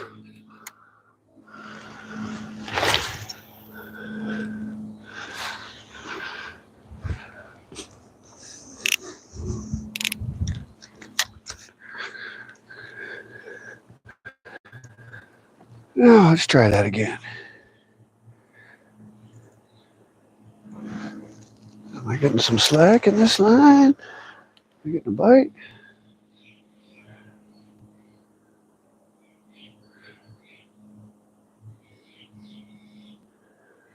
No, no bite.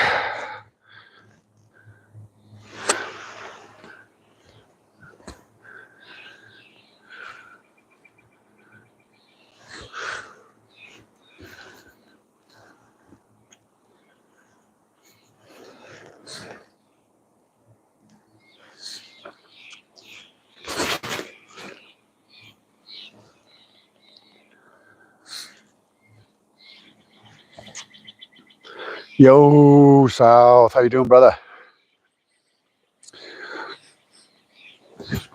Looked like you was live yesterday a bunch, man. Missed you. March Madness, buddy. March Madness had me busy yesterday.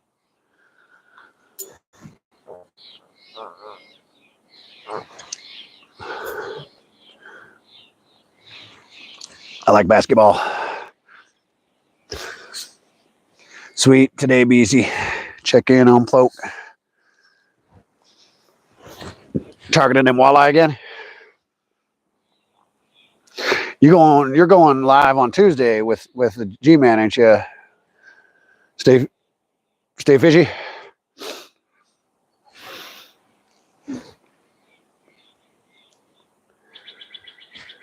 Guys going to Haystack?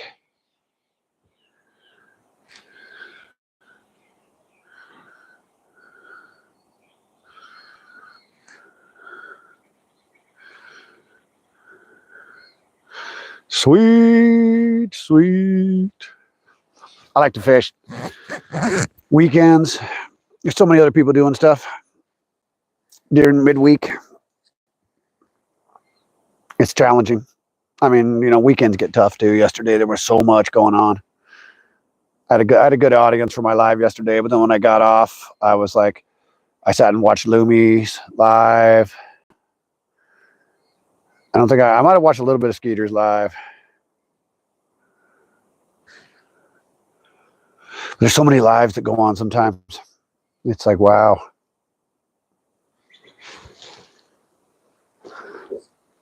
Then it was March Madness time. Yeah.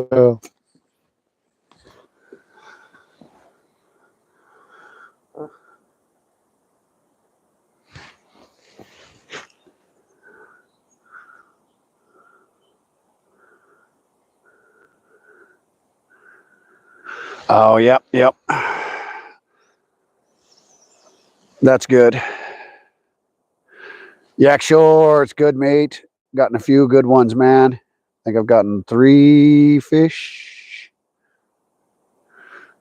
3 fish, I think. And lost about just as many.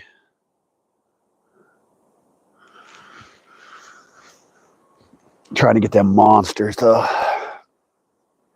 Like I was mentioning earlier, I have to use like a half of a massive worm. I got these kind of full-size night crawlers. German brown trout, if I had a choice, would be my preferred species. If I come home with one of these 36-inch, 35-inch, even 25-inch German brown trout, I'd be beyond happy, man.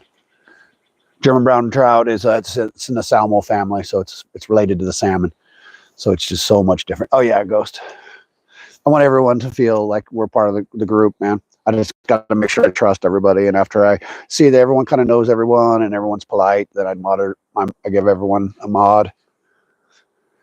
I like that kind of vibe. I go to other places and it's like, I've been in their channel for, 30 different times, and everybody I know is moderators, but myself, it's like they just have some like interesting loops and hoops you got to jump through.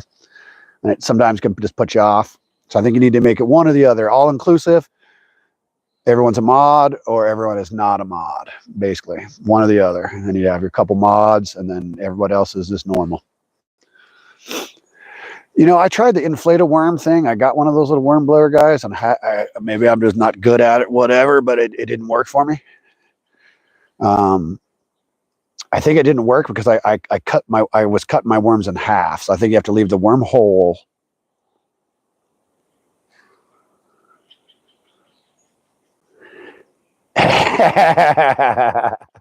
Oh, yeah, actually, you're funny.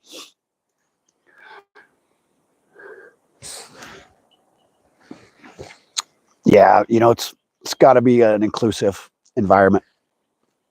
Oh, I know. I lived up in Portland, Oregon, and we had Eugene that was just south of us, about 90 miles, and they had the Oregon Country Fair that went on there a lot. And so we had a lot of these. Yeah, that's what I figured. That's what I figured I was doing wrong. I tried to inflate the tip part away from the cut, but it still wasn't working. I was like, I think I got to use the whole entire worm and then inflate it. I think that was my mistake. So I'll try it again. I just use a marshmallow typically to float it up, and then I take this marshmallow and I put it in this Procure bait scent, and I buy the sweet corn. And I'm telling you, man, they love that sweet corn. I once had some big trout, and there was this one guy that was just right there in like 2 feet, 3 feet of water, and I had a big night crawler on a bobber, and I kept floating that thing right in front of him, and I'd watch him swim up to the night crawler, then he'd just smell it and walk away, swim away, walk away. And so after like 10 tries, I was like, he just does not want this night crawler. So I was like, let me try something different. And I got my night crawler on my bobber, and I dipped it in my little jar that has my marshmallows in it, and it had some extra of the liquid corn scent in there. And I just coated the worm, and I tossed it right back out there, and I watched him swim up to it and then just take it down. So I've watched it work, even coating your night crawler. And I don't think night crawlers will live long in it, so you can't squirt that stuff in your little night crawler tub. But it's worked when I was unable to get these fish to bite, and they didn't want anything to do with the regular night crawler. But when it smelled like corn, oh boy, did they ever.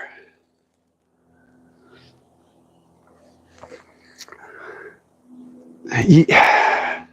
The German brown have been, and they are occasionally stocked here. But they're such a difficult fish to catch a lot of times that they end up taking over a water source, and they end up breeding really well. And so when they stock this lake, they probably stock it 90% rainbow and maybe 10% brown. And I've heard of them. They say that they do it, but I've never yet seen them actually stock them with brown. So we get all the holdovers, and those holdover browns can get 36 inches. I routinely hear of people catching 30 some plus German browns here. But the ticket with that is they're just so different than a rainbow. A rainbow will bite on, power bait, will bite on worms, will bite spinners, will bite trout magnet. I mean, there's a lot of things. The German brown is particular, really particular. There's a guide who fishes here. It takes people out, and they'll do, sometimes a Saturday and a Sunday guide here on the lake. Ooh, yeah, yak. That's a big trouty there, man. That's steelhead size. And so I'll read a bunch of his reports on his fishing out here at the lake, and one day he'll have like mass success using a certain tactic. He'll come back the very next day, same exact spot, and those tactics don't work. So this lake is kind of interesting. The fish are very hit and miss, and the browns, they tend to hit them really well when they do like a flasher or a dodger pulled behind a boat at a slow troll, and then you have a grub or a little minnow, something like that. That's behind those flashers. The lake gets as deep as I think 80, almost 100 feet in its deepest parts. So those big, massive fish, they've been caught by these old men who go to the boat dock, and I think they get access to the deeper parts. I have not really wanted to hang out with the crowded fisherman crowd because just a different generation of fishermen, I guess. I kind of prefer a little bit of solitude, so I tend to go to this part of the lake where I can be by myself a little more. And this few areas where we can get access to the deep part of the lake is always crowded. These truck fishermen just go sit in their truck, put out their pole, and go sit in their truck and just wait for a bite.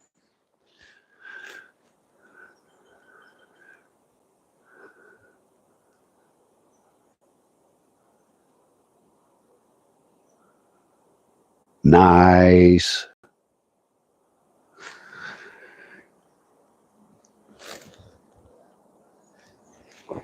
I got a little kayak. It's not a pedal kayak though. It's a regular oar, and I got a little trolling motor and stuff like that for it. It was a little. It's a sit above kayak, so you don't have your feet in there and stuff like that. It's a fishing one, but I would really prefer a little dinghy or something like that. Just a little 14-foot aluminum, something like that. It's fine with me. Something I could take another person in, or set up some recording gear and that kind of stuff.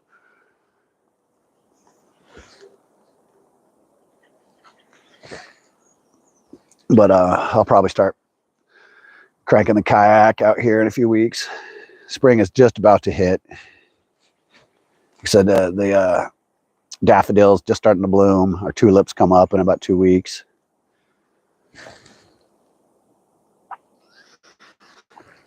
Last couple of years here, what we've had is a weird extended winter, and then it's almost like we have no spring, and it goes right to summer. It'll stay it's been like that now, where it stays real cold, and all of a sudden it'll just jump up 40 degrees warmer than yesterday.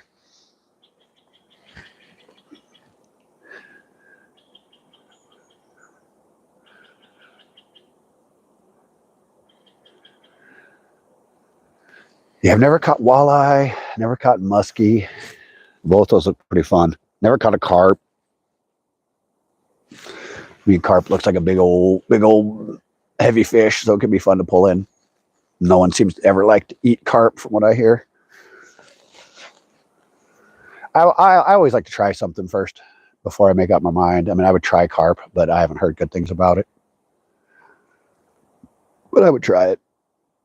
We got this big fish called sturgeon. There's a place called the Columbia River. It's about 5 hours from me. And they get some massive sturgeons. A few online people I know have caught like 12 footers.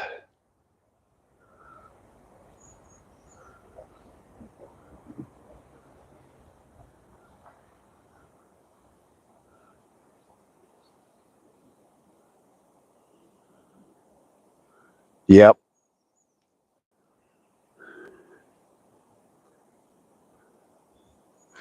Yeah, you know what they say about a boat? Bust out another thou. Yeah, I saw this one that this guy had. It might have been a bay liner or something like that. He was selling it for $1,000. He had this nice boat that was a project. And then he gave up on it and then just switched. Ooh, yep. Yeah, the sturgeon up in the Columbia. Unfortunately, the Columbia River has a series, I think, like 5 dams on it now. So it's basically a section of lakes that are trapped water system. And so the giant sturgeon, they're stuck in whatever section in between dam. And so they'll come up to the Bonneville Dam. They have like a fish viewing area, and you can watch these just monsters, man.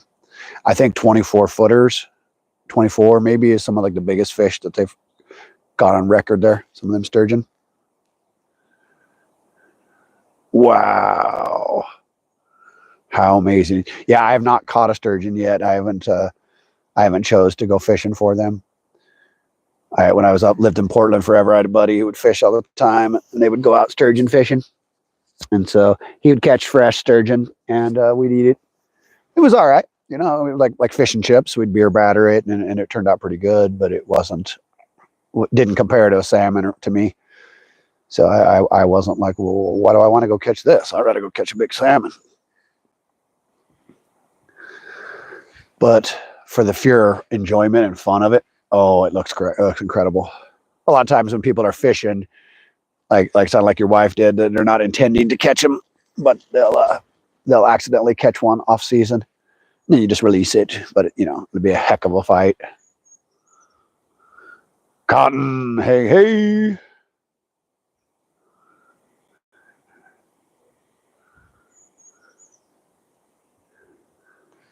Yeah, I would say you caught it, but whether or not you landed it, that's the way I see it. Fish is caught when you got that hook in their mouth and you're pulling it and you feel it pulling on the end of your rod. You caught that puppy. It's on, whether it's on for a second or 2 seconds or 5 minutes, 30 minutes, whether or not. But you caught it. It's landing it. That's the ticket. Yeah, Cotton. I think I'm going on three fish so far.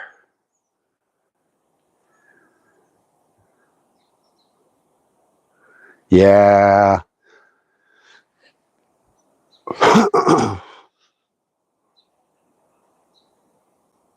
Oh, I bet. I bet. Up on the Columbia River, it's very specific. It's I don't remember the time of year that I want to say it's about midsummer, almost the beginning of summer for a sturgeon. And so they do a count because you have to like record them. And so they only let certain amount be caught. And then after that, they'll close down the season. And I think last year happened so fast that they only had sturgeon fishing open for 2 days. And so it'll be weird regulations like a minimum length of 48 inches, maximum length 60. So it'll be like that. So then you'll go out there in your boat or wherever and you target them and you get a 44 incher. Oh, just a little too small. Or you get a 62 incher. No, that's a little bit too big. So usually, and I think it's one. You're only allowed to catch one. Cheese, hey, hey. Uh-oh, get a bite.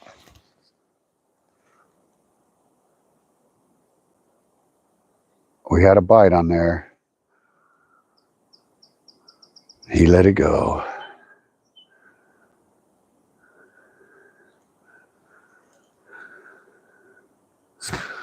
You brought the bite back with the cheese. All right.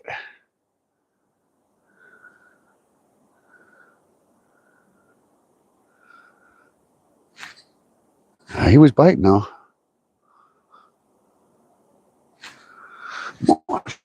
Check my out. No, make sure he didn't steal it on me.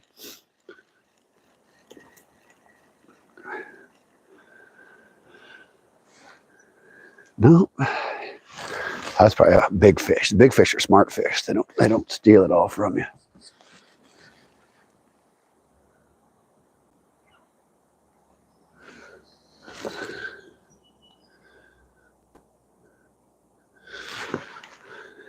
I watch a lot of steelhead that come off the Great Lakes.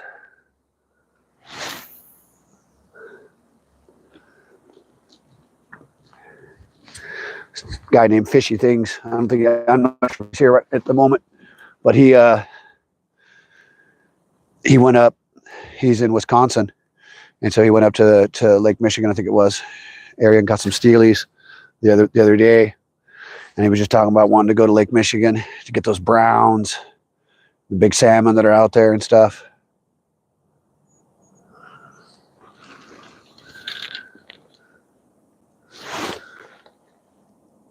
Looks like, being such a giant lake, though, you got to have some big boat.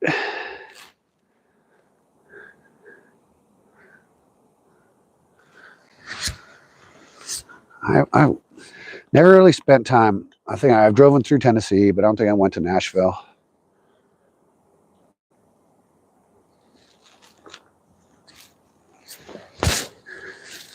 Only state I haven't been are the continental ones. I haven't been to Alaska or Hawaii, but Florida, that's the only one I haven't been to. I've been to every other state. I just didn't have any reason to go to Florida.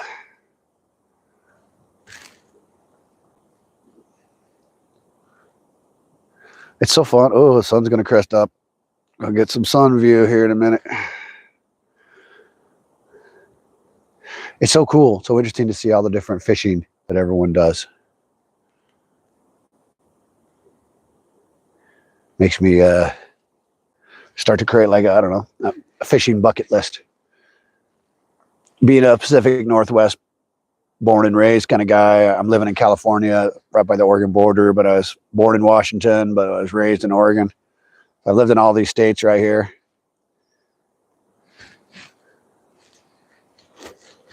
You know, up here we fish.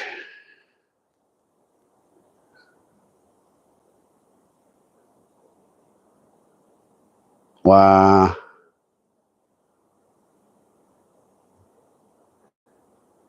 I see. Got those Lake Michigan agates, man. I'm in the stone business, stone and gem business. You got these things called Lake Michigan agates there. Oh, they are gorgeous, man. I'd be stone collecting if I lived anywhere near Lake Michigan, man. I'd be out there every couple of weeks just picking up stones. Be out there trying to fish, come back with a bucket of, well, I don't think they're that plentiful. Maybe they were at one time. But man, that's what I do half the time. I'll go to these really cool places and I'll be fishing the river or whatever, but half the time I'm scanning around trying to find a cool stone. Because I got all this lapidary equipment. Yo, Nikki! And since I can take all my lapidary equipment, I bring something home and then I can turn it into a piece of jewelry. And, you know, my business partner, my daughter, they know all that silversmithing stuff. I let them learn that. I learned, you know, it takes a while to master that art of silversmithing. And so between all of us, you know, I'll go out and find the really cool stones and then bring them in. My business partner, he'll slice them up, cut them up, turn them into a cabochon or small cabochon and make it into a ring or something. My daughter just made this ruby one. Yeah, she made this really cool ruby ring yesterday. And yeah, that's one of the coolest things about it because I can be out in nature and then what looks like just a regular old stone to a lot of people, I can tell. I'm like, oh, no, just wait. Cut that thing, polish it, put that thing into a pendant. That thing will be amazing. So that's kind of like a dual purpose for me every time I'm fishing. All I got around me right here are called andesine. Mount Shasta, where I live, is an andesine mountain. No, she doesn't sell them online or she does online. I'll have to think about it. She got them on a few different jewelry posh jewelry sites. I don't remember the name of them right now, but she doesn't have any kind of YouTube stuff. But I'll also remember that, Nikki. Yeah, it's fun. It's nice watching her grow. My daughter's 18, and so she just beginning her adult journey. She's kind of like the manager of the store I own. Business partner and I, we own it, but then she's like our manager. She's been oh, cool, Nikki. That's great. Yeah, I will talk to her because she does a lot of that computer based stuff, and I just kind of stay away from that. You tend to, you know, people tend to focus on what they're good at in life. Yeah, anybody sub up to anybody else you can, man. It's always nice to share the love out there and help everybody out. So I'm not the best at computer skills. I'm really good at artistic creation. I'm amazing at being in nature. I can find stones. I have that like spidey sense. But I notice if I sit down for too long on a computer and do that kind of stuff, my body's unhappy. My shoulders tense up. Arms hurt. My body. Oh, that's it. Wow. All right, Colton. You seem like a nice person. Seem like I can trust you, so I'll make you blue. So go around, sub up Colton, everybody. Any and everybody listening, buddy Colton could use some extra subs. So he's blue now. Always remember, if you can, though, when you sub somebody up, you got to take a moment and you got to actually watch a small short of theirs all the way through and leave a comment. If you want to watch a long form video, you have to watch 30% of it or more, and you got to leave a comment. or YouTube will remove the sub that you give somebody. They do that because they think you're a bot. Only bots come into somebody's site and sub and don't even interact at all. No messages, no watching. They figure if it's a human, you got to be interested in that person's site because you subbed them, you're going to interact. You're going to at least watch a short. So just take the time and watch a short. You're very welcome, Colton. You'll find that the fishing community is salt of the earth. I mean, they're beautiful people that were really, really supportive of each other. We always say, you know, I don't grow unless we all grow. We're all here to grow together. I haven't met one yet that isn't supportive that way. They're so beautiful and they're so nice. No matter if they got a gazillion subs, you'll see them on somebody's channel that only has 200 subs. And you'll be like, wow, that really famous fisherman guy is hanging out on this lonely guy's channel. But it's not like that. They all know they all started somewhere. And so the small channels sometimes have personal interactions that you don't quite get on the large channels. Which I understand when they have 2,000 or 3,000 people viewing at a time. You can't really interact with every comment that chat's throwing your way.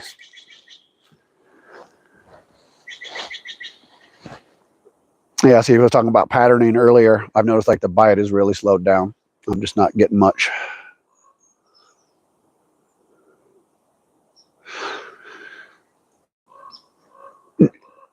No, you're a moderator now on my live. That's what you're talking about, Colton. You'll be a moderator blue on every time you come back into my site. Wow, Ghost. Yeah, I feel you. Fishing. So yeah, most people I know who have fishing channels like myself, they just want to get to know you a little bit, make sure you're not in there trying to cause problems or being a troll or something like that. And if they moderate everybody, then it won't take long. Like, Any Fins is Possible, for example. Bob over at Any Fins is Possible. Go to his site.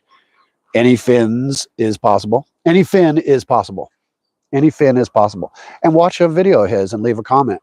And then you pop into his live and Bob will make you a moderator. And then you can start connecting with all the other good people. And you'd be surprised if you go into these beautiful communities and you actually show interest in what they're doing and you watch a video and you tell them what you're about, where your channel is, and they'll usually come back and they'll watch yours and sub you up. Ralph a Dinosaur. Where are you going to go fishing at, Dinosaur?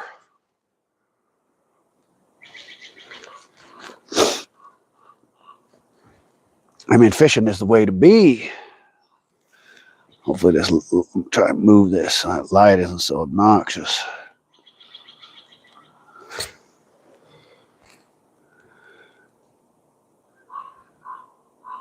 Ooh. Yeah, it feels like we're about to break the grasp of winter here. We've been hitting a handful these days when we'll be getting 70s. It's nighttime temperature. I'm a big gardener. And so I constantly pay attention to the frost dates and what I can plant, what I can't plant. I feel you, Dinosaur. I have a bunch of choices. I got rivers, creeks. I got about 6 locations at this lake I can fish at.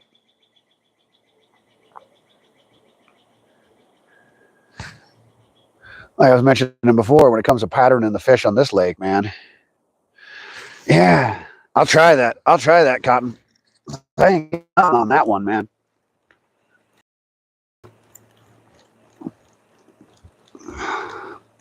Watching that little guy right there. I can see. I just watched the fish jump. I'm going to throw this right where he was.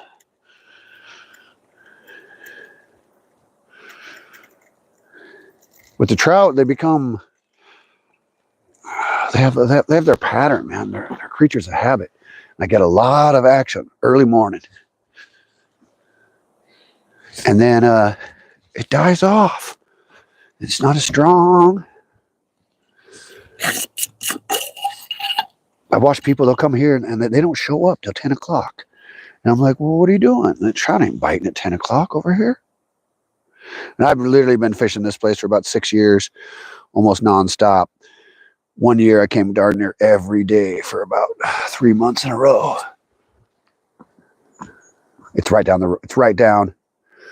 road from me.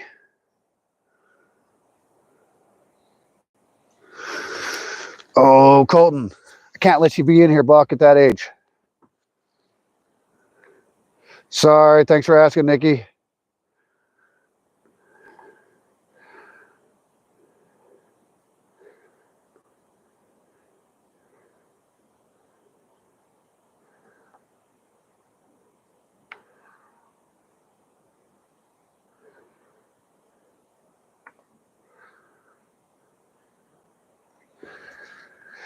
Yeah, Colton, Buck, you're only allowed to be in live chats when you're 13 and over.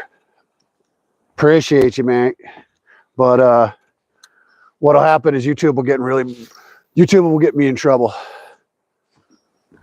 So you can hang out, you can be part of the scene, you just can't be interactive with live chat. Thanks, Nikki. No, Nikki, I appreciate you for that, mate. No, I really appreciate that. See, I can't take the time and go look at people's channels. I get to hang out with them, and they seem like good people, and I give them a shot.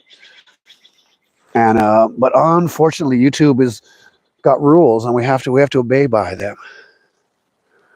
And I'm not a YouTube policeman myself, but I definitely, yeah, you did a good job there. I appreciate that, Nikki. And they're welcome to be part. And I really don't mean to offend anybody ever. And that's not my set of rules. I enjoy having a YouTube channel. YouTube is the best. And so I wish to stay in good standing with them. And so as soon as we find that out, it's like, you got to go. Yeah, that's like, well, here, I do that all the time. I had to be that way. I was watching, I think, Release. I was watching his Release to the Grease. I was watching him about 3 weeks ago. And he had a nice person on there that was too young. And I was like, Release. And like I said, it's just part of the rules. We just do our best.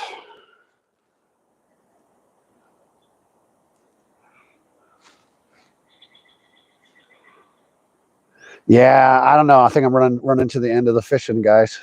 I'm not getting any bites. Appreciate your suggestion of recasting.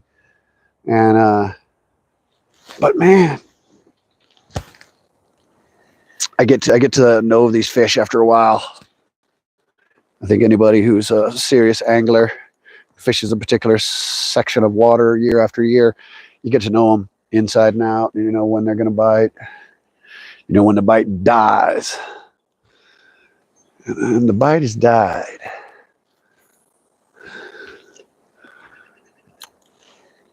So I'll give this a couple more minutes, and then I'm calling it. Calling it.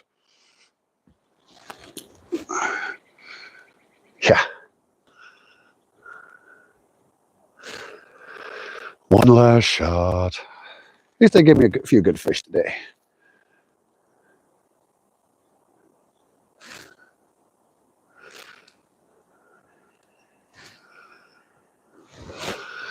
Right up this way is the entrance. This is where the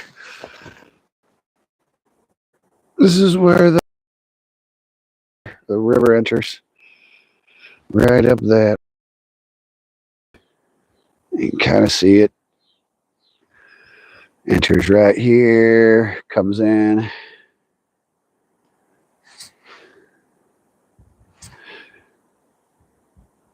Comes into this beautiful little lake here. Rolls that way. This is about where I've been fishing. Straight across all this area. Trying to catch something big.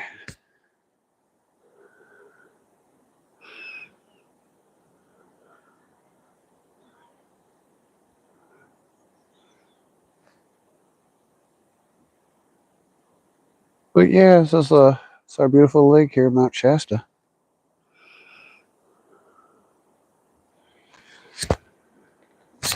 Well, all you amazing, beautiful folk, I think I'm going to call it a day. Caught the fish I think I'm going to catch. And I appreciate y'all interacted and listened to me, but I think fishing is the name of the game, not just listening to old Blue talk. I like talking, don't get me wrong. But now that I know I don't think I'm going to catch another fish, I think I'm going to sign off so I don't keep y'all in suspense or something I can't deliver. Well, beautiful folks, do the best you can with yourself. Colton, if you're still around, I appreciate you, buddy. Sorry about the age issue. You're a good man, good person, though. Nikki, you're the best. I will go check out your site. If I find that info about my daughter stuff, I'll just send it to you. Appreciate you guys. You're the best. Catch you on the next live, everybody.